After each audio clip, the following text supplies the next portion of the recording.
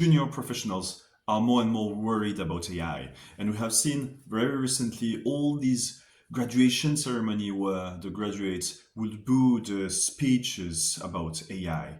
And indeed, I mean, for academia, we see a huge impact on academic work.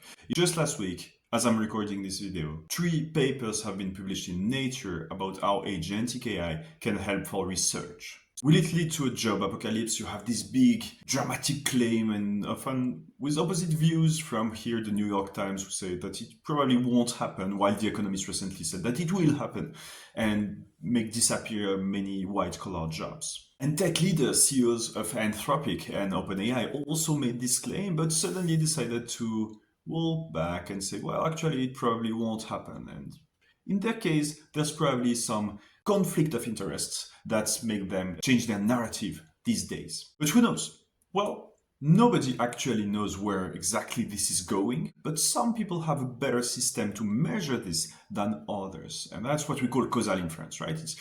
It's the science of cause and effects, allowing to measure, to quantify the impact of using AI on society. And you have economic research, and even if it's not perfect, that's the best that we have to assess the impact today. And indeed, if you look at this research for young professionals, it's not very promising. So we can question the validity, and this research have some weaknesses, clearly, but it's the best that we have so far.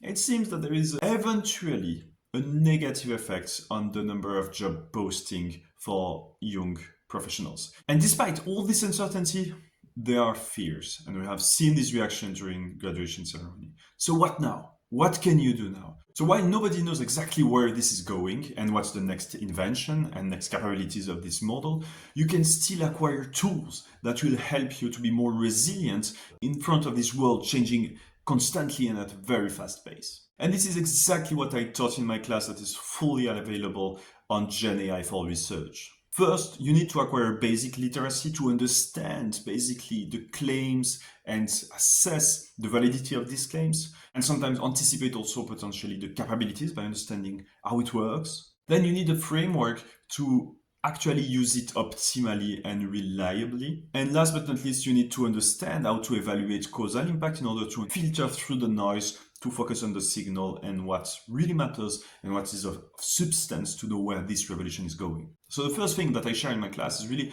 the foundational knowledge to understand these tools, to have enough literacy, to be able then to acquire new tools. You need this basic literacy to be able to know where to look, how to use, and allows you to see if it works or not, and if you want to keep using this thing or discard it completely. Then I also teach a framework of how to use GenAI, and this is valid for any GenAI tool, even if it's evolving quickly, even if it's new tools that do not exist yet. It's questions and basically a mindset before using AI, during the use of AI, and after using it. And before using AI, you should always question if you really want to use AI. I teach this extensively on how to think about cost benefit and make this choice optimally. Second, you need to know how to use it properly, to know how to prompt, which tool to use, and what kind of information you should share to have a reliable, useful answer and to maximize the reliability and usefulness of these tools. And then, of course, you need to be able to filter out and take the time to filter the outcome. And finally, I always invite people to reassess. Was it a good use? Did I lose something that I didn't expect? Did I spend more time actually just correcting and iterating instead of doing it myself?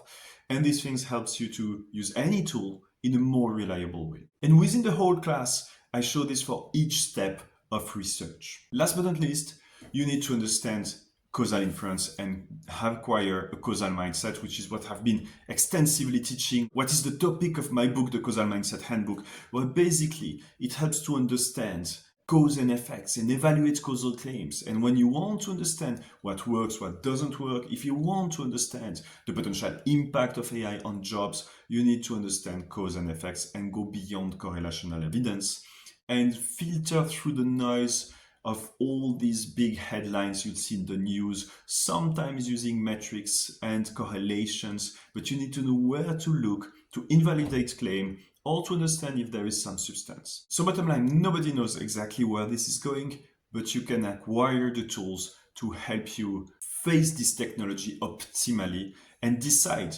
when to use, and probably if you don't want to use it, or if you want to invest in other skills and transform your job instead of just using generative AI. But these tools will help you to make this efficiently.